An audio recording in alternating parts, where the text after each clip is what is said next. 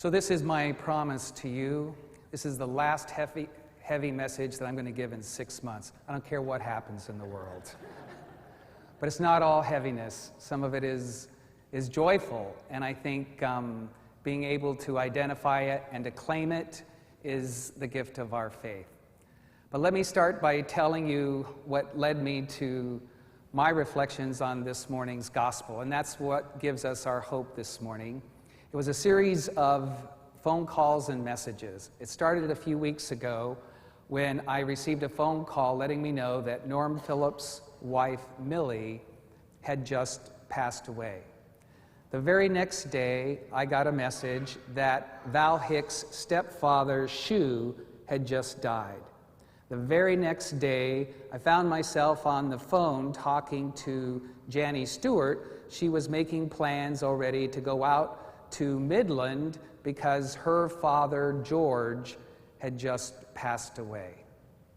And whenever that happens in our church, I often think of the old saying, death often happens in threes. Have you ever heard that saying? It's an interesting saying.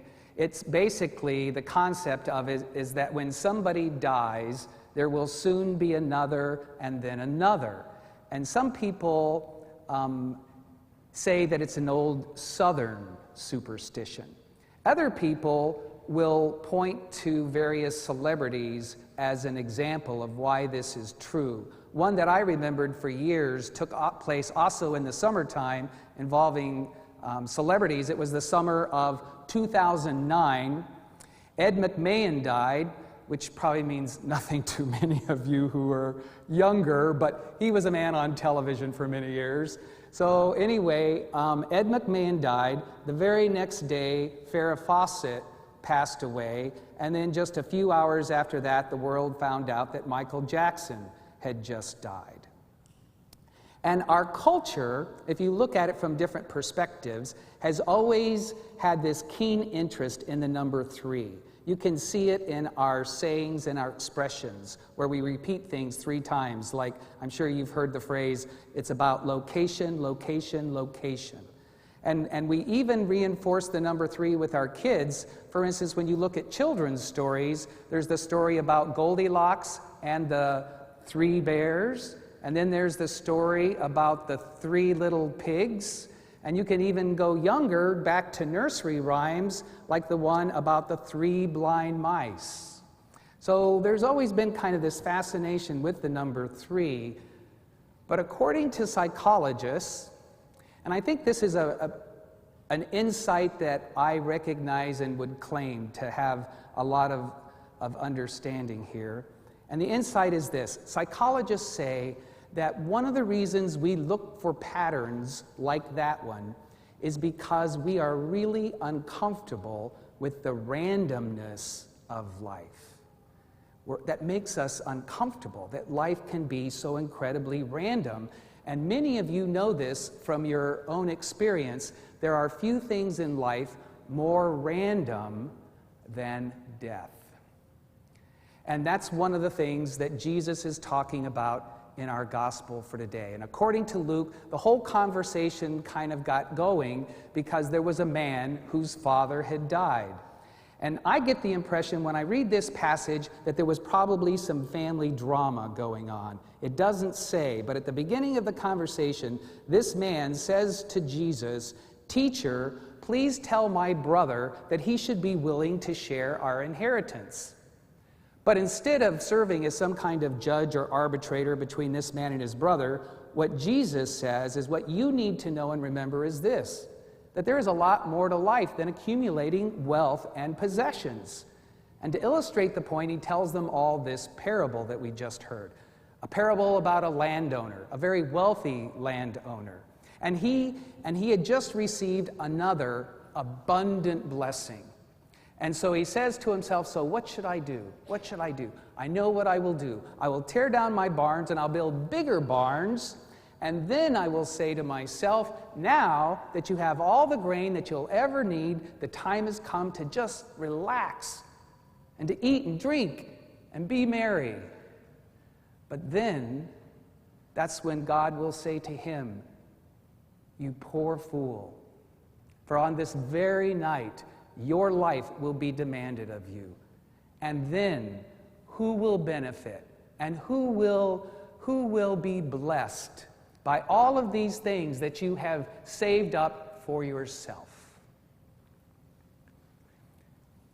There are certain passages in the Bible that lend themselves to all kinds of interpretations. And this, I think, is one of those passages where some people can take away crazy messages. So let's just discard one of them right away. Nowhere, I think, does the Bible try to teach us that saving for the future is a bad thing. So that's not the point. Saving for the future is a bad thing. That's not the point. But it raises some really crucial, insightful questions that all of us should be asking ourselves from time to time. And one of the questions is this: is the focus of your life right now, is the focus of your life keeping you from the opportunities that God gives to all of us to be a blessing to the world and to each other right here and now today? It's a good question. And so I decided to go to my test group before sharing it with you. My test group is the preschoolers at our church, and I get to use them as a little lab on Wednesdays during chapel. So I thought, well, let's see how this plays with them.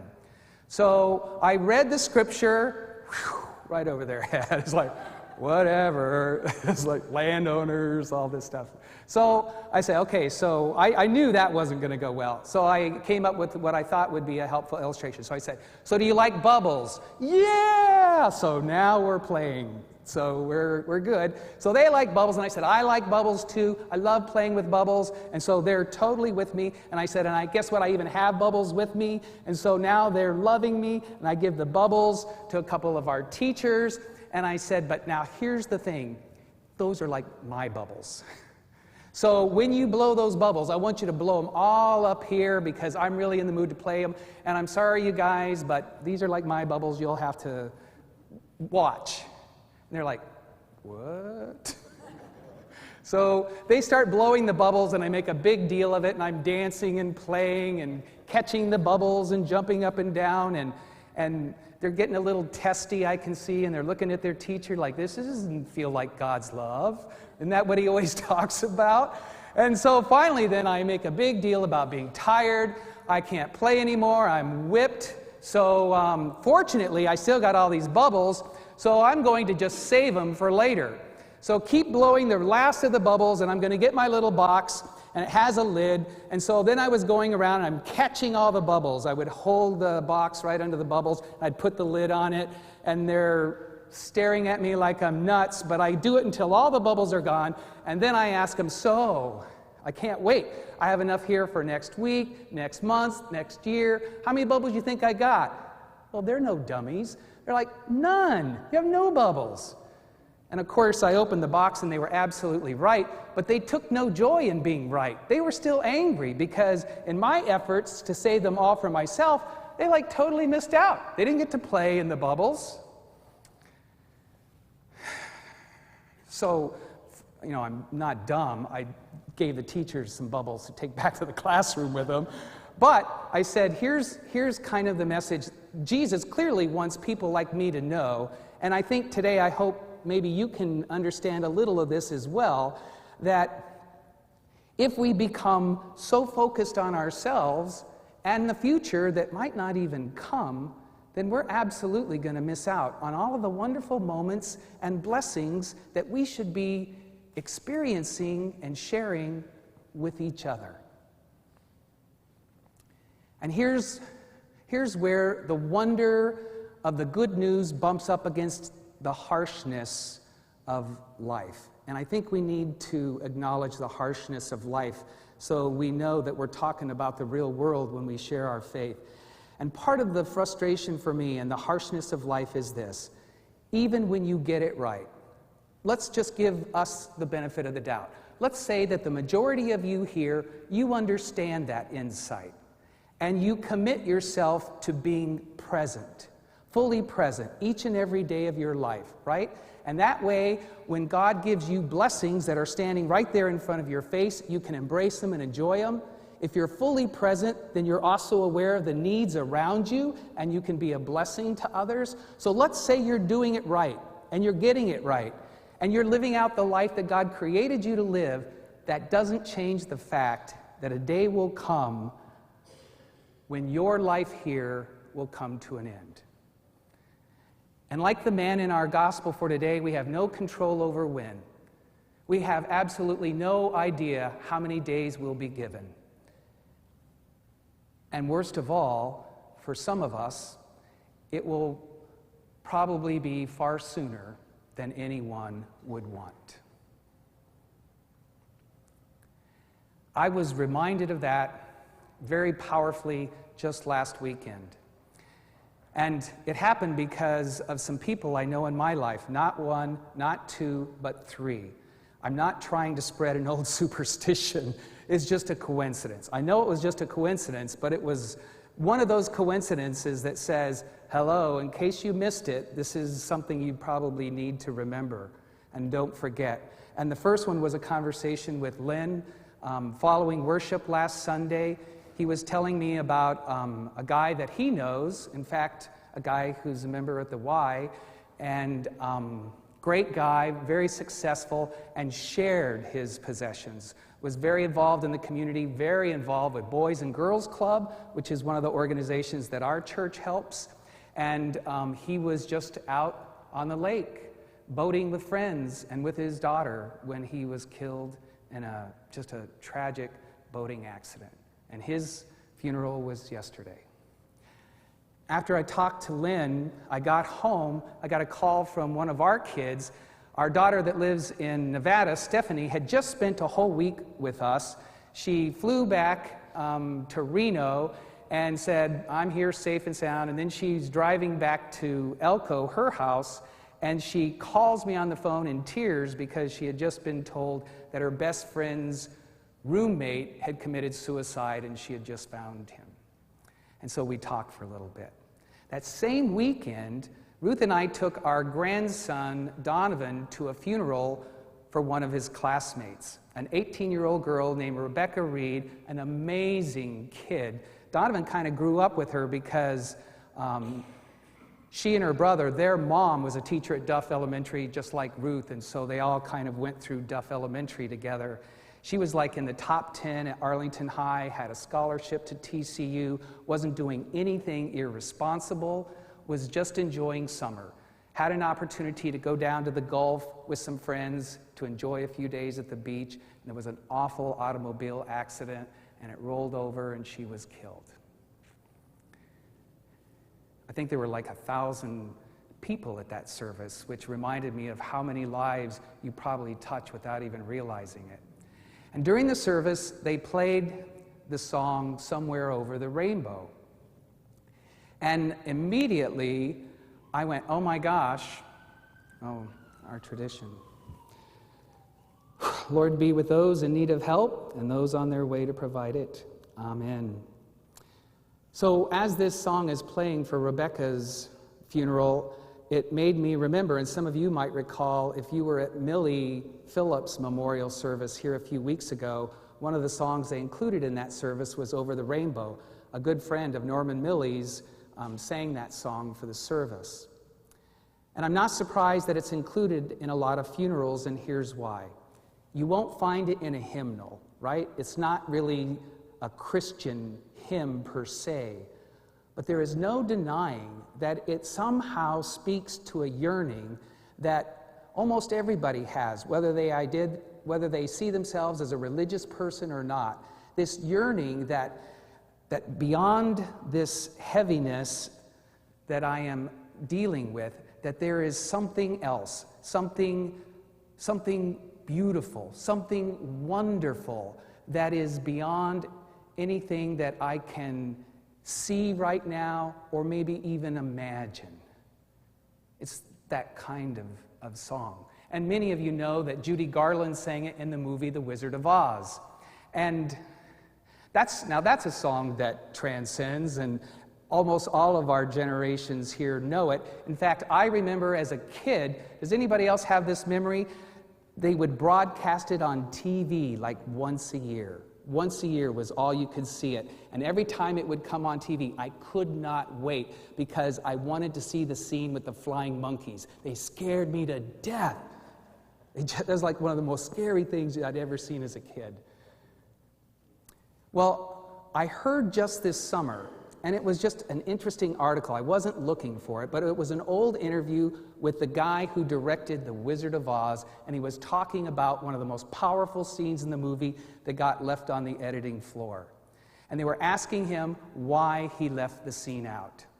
And I looked it up. You can, if you're interested after this morning's service, you can go online and look it up and see it and understand why he made the decision. It was filmed and was supposed to be placed in the movie right after Dorothy gets captured by the Wicked Witch of the West. And so she's prisoner now in this grim-looking castle tower, and she is scared. She is so frightened and she's so afraid, and so she tries to revive her own spirits by doing something that has always given her comfort, singing. And she tries to sing her song. And of course, we know it's the song that she sang at the beginning of the movie, Somewhere Over the Rainbow. So she starts to sing it, but her voice falters and she just can't. She breaks up and she stops. And that's not so bad, but she's determined. And so she tries singing it again, and she gets through like maybe a line or so, and she stops again, and it ends with her just sobbing. And he said, we just left it out because it was too sad. It was just too heartbreaking. And my thought about that is this. Because we live in the real world, none of us have the ability or the option to say to life's most difficult, heartbreaking moments, oh, I'm just going to leave this one out. We don't get that option, right? We don't have that ability to say, this is going to be one of the most gut-wrenching, heartbreaking experiences of my life, so I'm just going to not include this one. I'm going to bypass it or skip it. We don't get to do that.